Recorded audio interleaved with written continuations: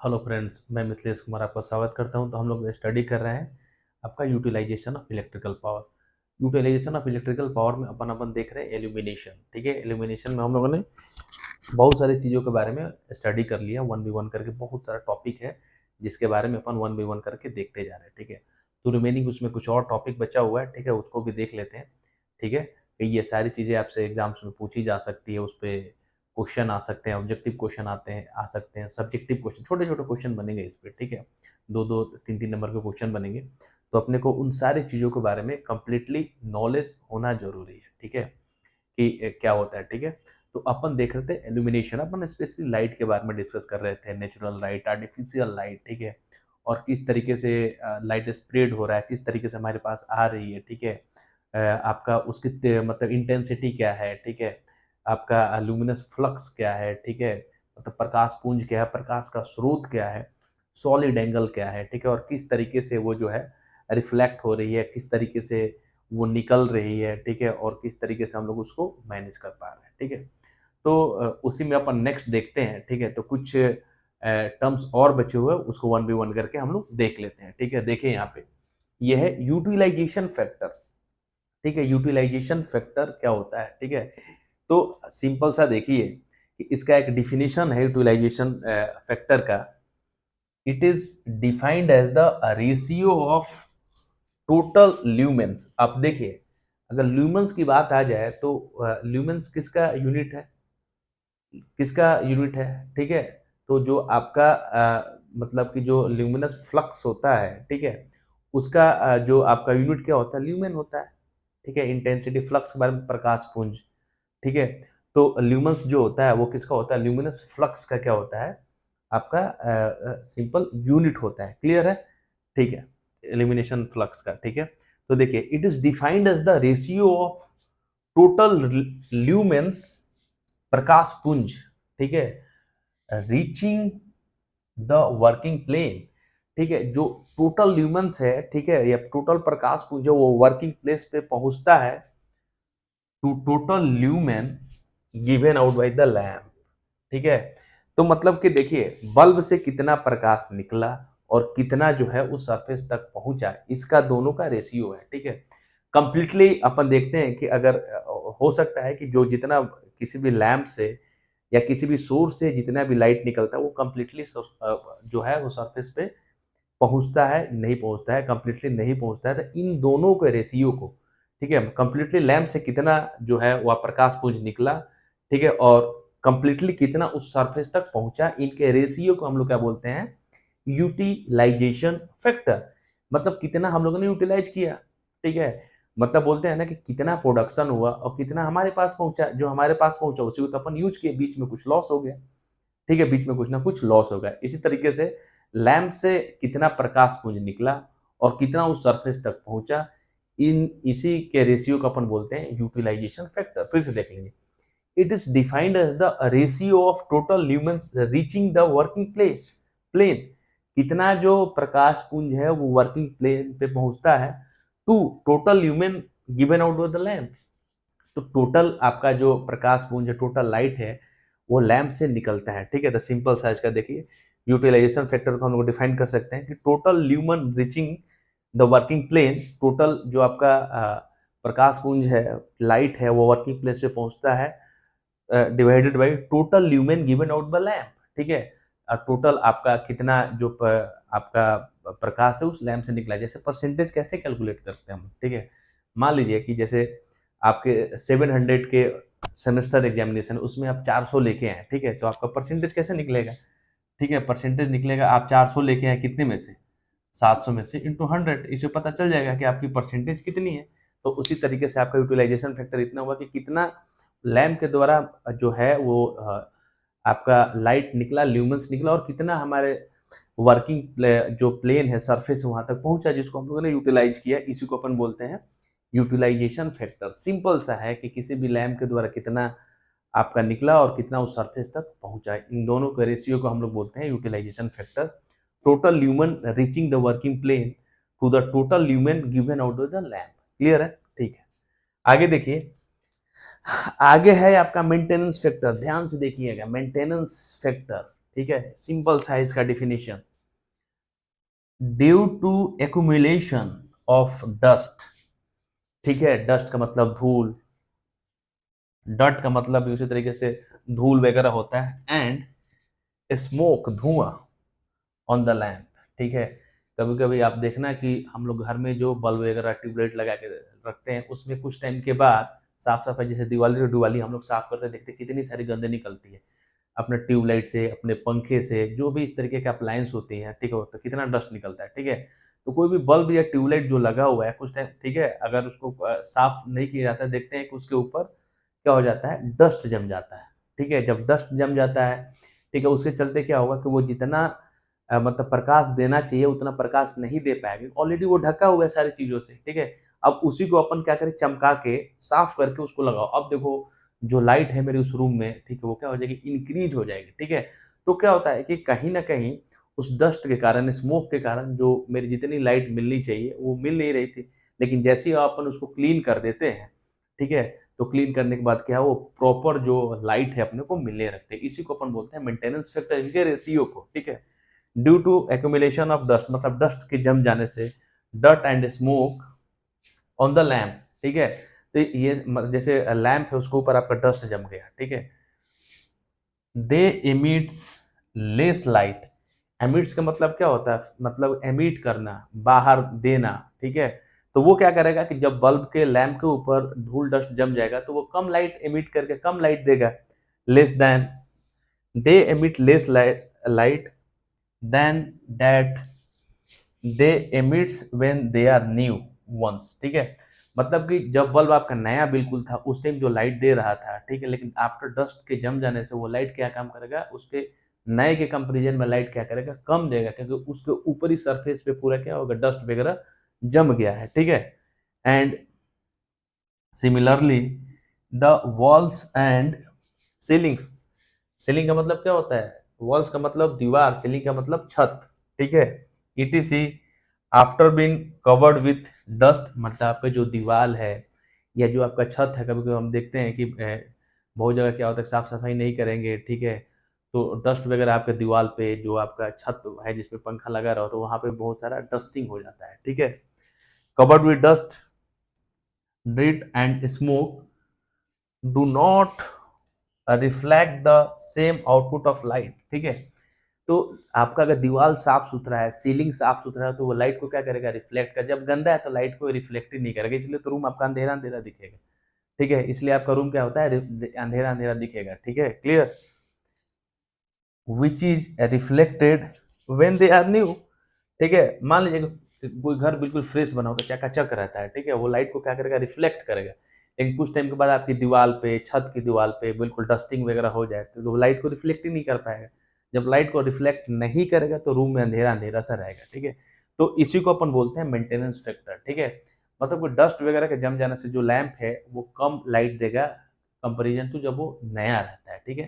तो इसी के रेशियो को हम लोग बोलते हैं मेंटेनेंस फैक्टर। और इसका देखिए सिंपल सा, ये आपका इस तरीके से हम लोग इसको डिफाइन कर सकते हैं कि maintenance factor illumination under normal working condition, ठीक है, नॉर्मल वर्किंग कंडीशन में जो लैंप है वो जो लाइट दे रहा है, upon illumination when everything is perfectly clean, ठीक है।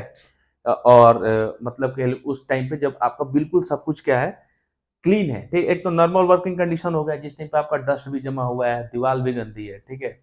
और दूसरा आपका क्या है कि एलिमिनेशन उस टाइम पे जब हर एक चीज, दीवार, मेरा जो लैंप है बिल्कुल परफेक्टली क्लीन है, तो इनके रेशियो को हम लोग क्या बोलते हैं, maintenance factor. Illumination under normal working condition upon में illumination when everything is perfectly clean, ठीक है। तो इसको अपन क्या बोलेंगे, आपको सिंपल इसको बोलेंगे हम लोग मेंटेनेंस फैक्टर, क्लियर है, इसी को अपन बोलेंगे मेंटेनेंस फैक्टर। आगे देखते हैं कुछ और डिफिनेशन है। आगे देखिए, स्क्रीनशॉट ले लीजिए एक बार इसका, फिर आगे समझते हैं इसको। Depreciation factor and waste light factor, okay, चलिए, ठीक है। अगला जो इसी का टॉपिक है एलिमिनेशन का ही, ठीक है, छोटे छोटे आपके डिफिनेशन चल रहे हैं अभी, ठीक है। इसके बाद मेन जब अपन आएंगे पॉइंट पे तो ये सारी चीज़ों का कॉम्बिनेशन होगा तो और धड़ाधड़ आपको क्या होगा, समझ में आने लगेगा, ठीक है। तो डिप्रिशिएशन फैक्टर देखिए क्या होता है, this is this is merely मतलब नजदीक the inverse of the maintenance factor. ये क्या होता है डिप्रिसिएशन फैक्टर, जो मेंटेनेंस फैक्टर का क्या होता है जस्ट लाइक अपोजिट होता है। ठीक है, अभी हम लोग मेंटेनेंस फैक्टर देखा था। मेंटेनेंस फैक्टर क्या होता है कि इसका रेशियो होता है। ठीक है, तो अपन उसी को देख रहे थे। ठीक है, कि जो आपका डिप्रिसिएशन फैक्टर है वो मेंटेनेंस फैक्टर के जस्ट अपोजिट होता है। ठीक है, ये भी हम लोग देखा था कि अगर किसी भी लैंप पे अगर डस्ट वगैरह जम जाता है तो वो कम लाइट देगा कंपेरिजन टू जब वो नया रहता है। ठीक है, तो वो अपना मेंटेनेंस फैक्टर था। ठीक है, और देन आपका डिप्रिसिएशन फैक्टर देखें तो जो इसका जस्ट क्या है अपोजिट है, उसी को अपन बोलते हैं डिप्रिसिएशन फैक्टर। ठीक है, इसको डिफाइन कैसे करते हैं, and is defined as the ratio of initial meter candle to the ultimate maintained meter candles on the working plane. ठीक है, its value is more than unity. ठीक है, इसकी वैल्यू क्या होती है यूनिटी से ज्यादा होती है, मोर देन यूनिटी होती है। ठीक है, तो हमेशा ध्यान रखना, एक तो आपका डिप्रिसिएशन फैक्टर है वो मेंटेनेंस फैक्टर का क्या होता है अपोजिट होता है, उसका इन्वर्स होता है।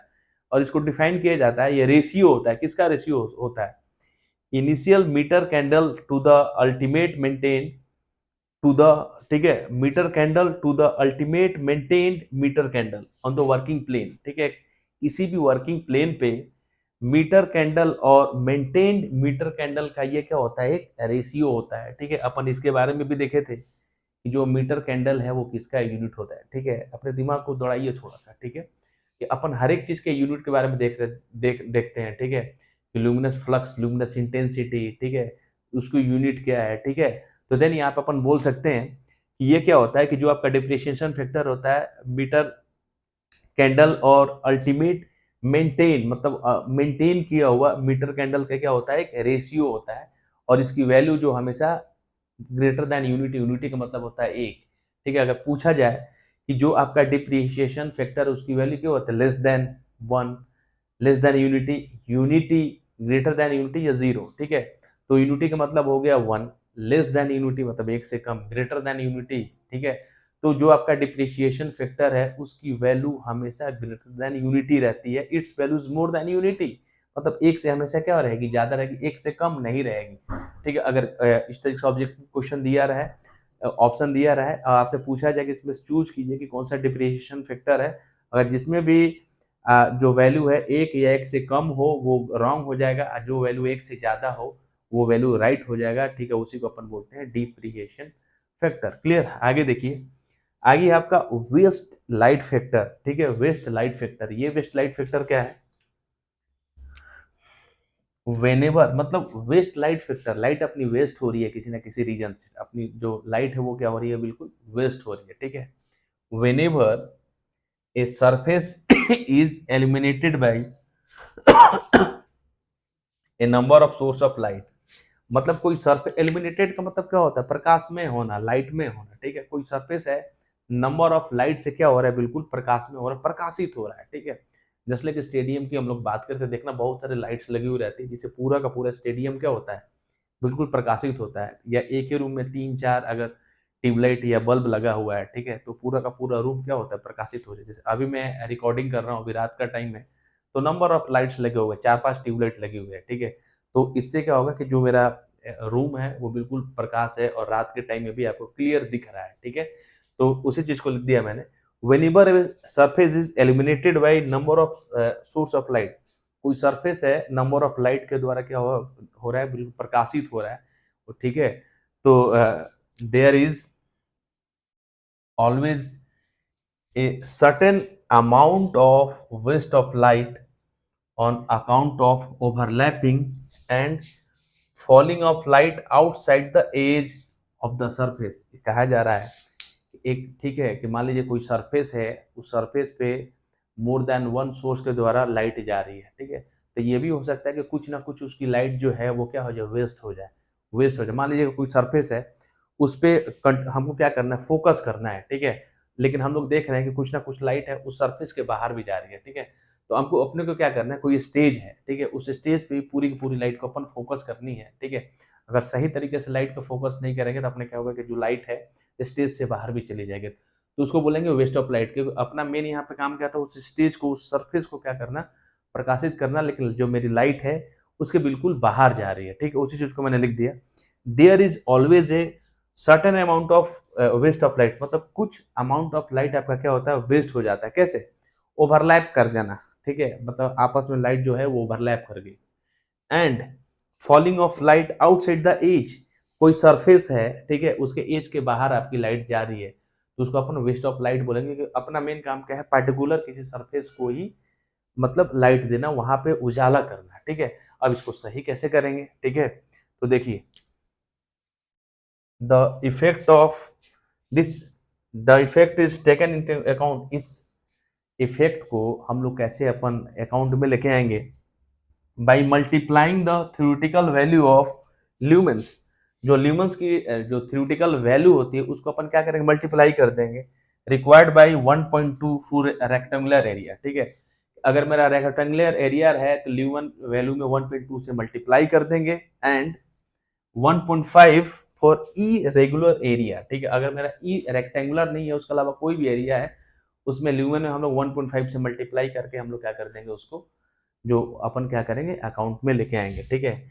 And object such as statue it is, ठीक है। इसमें कहने का मतलब समझिए, देखिए, वेस्ट लाइट फैक्टर क्या होता है। वेस्ट लाइट फैक्टर मतलब कोई आप मेरा सरफेस है, उस सरफेस पे number of source of light के द्वारा लाइट आ रही है, ठीक है। इसमें हो सकता है कि कुछ लाइट्स जो है वो सरफेस के बाहर चली जाए, इसी को अपन बोलते हैं वेस्ट, वेस्ट ऑफ लाइट, मतलब अपनी लाइट जो है वो वेस्ट हो रही है। अब इसको हम लोग रिकवर कैसे करेंगे, तो जो ल्यूमेन है उसमें 1.2 से मल्टीप्लाई कर देंगे अगर रेक्टेंगुलर है एरिया है तो। अगर इरेगुलर एरिया है तो ल्यूमेंस में हम लोग 1.5 मल्टीप्लाई करके इसको क्या करेंगे, इसको सही कर सकते हैं, ठीक है। The effect is taken into account by multiplying the theoretical value of lumen required by 1.2 for rectangular area and 1.5 for irregular area, ठीक है। तो इस तरीके से हम लोग मल्टीप्लाई कर देंगे। The effect is taken account by multiplying the theoretical value of lumen, जो ल्यूमेन को थ्योरेटिकल वैल्यू है रिक्वायर्ड बाय 1.2, उसमें 1.2 से हम लोग क्या करेंगे, मल्टीप्लाई करके, अगर आपका रेक्टेंगुलर एरिया है उसके अलावा जो भी एरिया है उसमें 1.5 से मल्टीप्लाई करेंगे और अपन क्या करेंगे, उस चीज को कंसीडर करेंगे, ठीक है। तो सिंपल सा मेरे हिसाब से आपको समझ में आ गया होगा आपका, ये आपका depreciation factor and waste light factor, ठीक है। तो आज के वीडियो में इतना ही। नेक्स्ट वीडियो में अपने कुछ पॉइंट के साथ और मिलेंगे, तब तक के लिए थैंक यू।